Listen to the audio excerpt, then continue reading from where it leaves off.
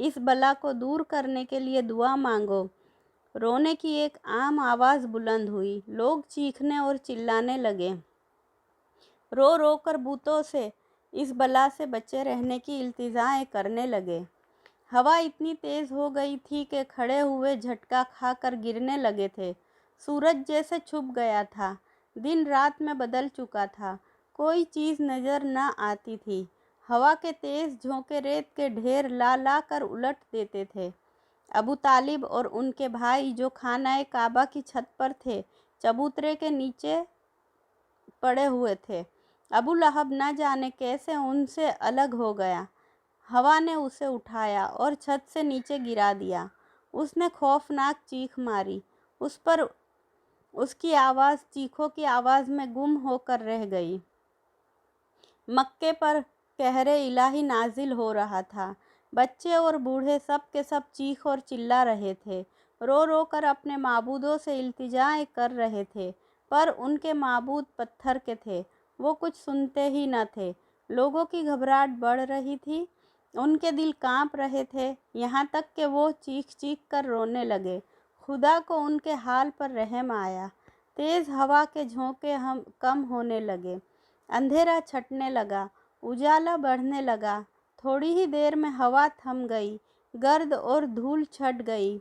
सूरज चमकने लगा। अरबों की जान में जान आई। वो उठ खड़े हुए। अभी ये लोग खड़े हुए थे कि पश्चिम की जानिब एक अजीब किस्म की रोशनी और चमक देखी। लोगों की हैरानी बढ़ गई। इससे पहले उन्होंने ऐसी रोशनी ना देखी थी और ना ऐसी चमक। अभी वो हैरान ही हो रहे थे कि एक बूढ़े ने बुलंद आवाज़ से कहा, ऐ शरीफ अरबो, तुमने इस रोशनी और चमक को देखा। आओ मैं तुम्हें बताऊं कि क्या बात है। सब लोग उस तरफ दौड़ पड़े।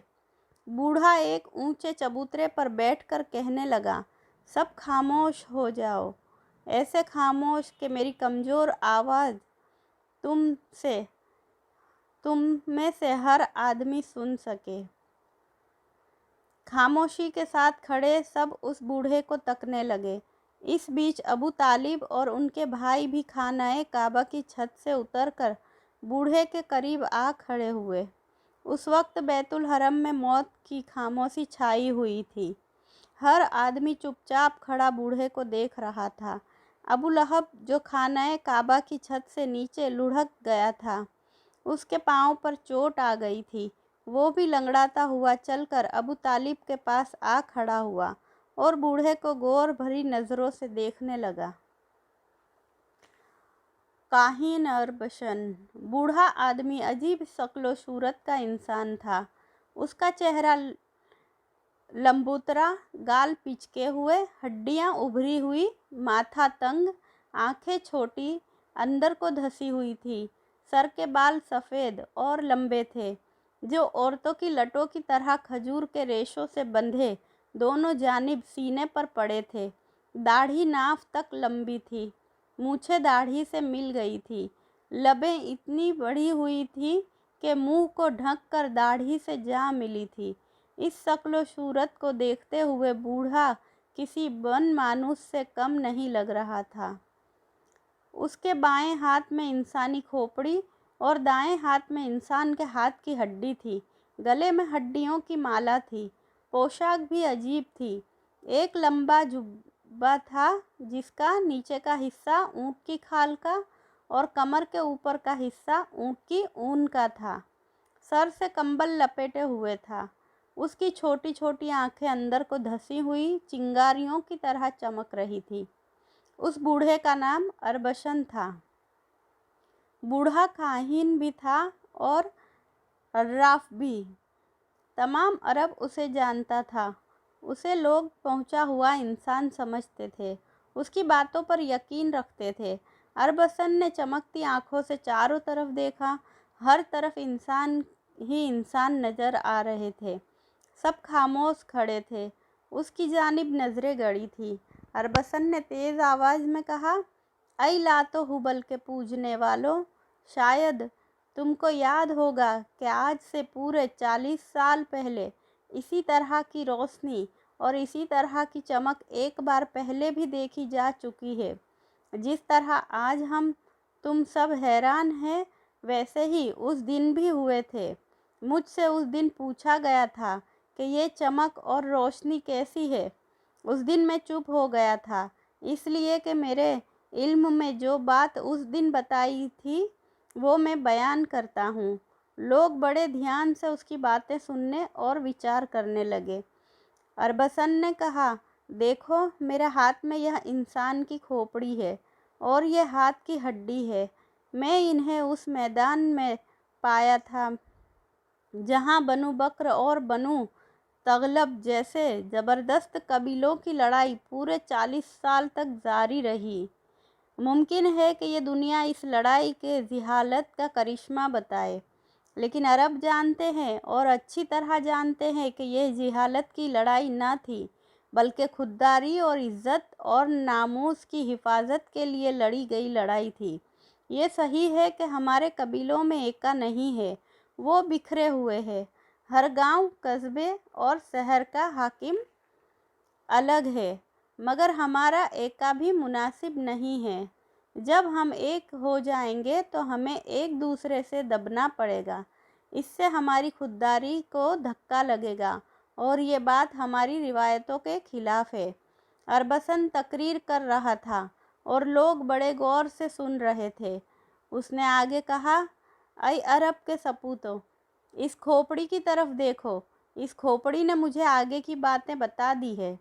दुनिया करवट लेने वाली है, एक बड़ा इनकलाब होने वाला है, हमारे माबूदों को रुस्वा किया जाने वाला है। गैरतमंद अरबों, क्या तुम अपने खुदाओं की जिल्लत पसंद करोगे? हर तरफ से आवाज़ें आई, कभी नहीं, हरगिज़ नहीं, ज़िंदगी की आखिरी सांसों तक नहीं।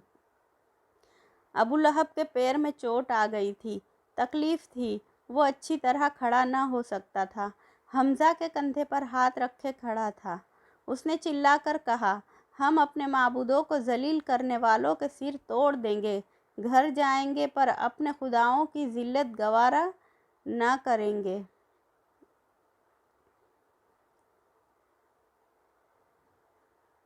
मर जाएंगे पर अपने खुदाओं की जिल्लत गवारा न करेंगे। अरबसन ने कहा, यही होना चाहिए। जिन माबूदों को हम और हमारे बाप दादा पूजते रहे, क्या हम ऐसे ही बेहिस, ऐसे जलील और कमीने हो जाएंगे कि उनकी जिल्लत गवारा कर लेंगे? लात और उज़्ज़ा की कसम, हरगिज़ नहीं। सच्चे माबूदों के पुजारियों, सुनो, आज से 40 साल पहले रात को ऐसी ही चमक और रोशनी देखी गई थी जैसी आज देखी है। वो रात बड़ी डरावनी थी। उस रात को हमारा माबूद हुबल मुंह के बल गिर पड़ा था। जब हम सब ने उठाकर उसे कायम किया तो वो खड़ा न रह सका और फिर गिर पड़ा। हमने फिर उसे खड़ा किया, लेकिन वो फिर भी न खड़ा हुआ और तीसरी बार भी गिर पड़ा। ये सब बातें आप सब लोगों को अच्छी तरह याद होगी। अबू लहब ने कहा, अच्छी तरह याद है। तमाम हिजाज और सारे अरब पर उस दिन हैबत छा गई थी। उस रात को आसमान पर बहुत ज़्यादा गैर मामूली तौर पर सितारे टूटते हुए देखे गए थे। आसमान में अजीब किस्म की रोशनी और चमक भी देखी गई थी। उस रात को सुबह सवेरे हमारा सबसे बड़ा खुदा मुंह के बल गिर पड़ा था। जब हमने उसे उठाकर खड़ा किया तो वो कांप कर फिर गिर पड़ा। 1-2 बार नहीं, पूरे 3 बार गिरा था।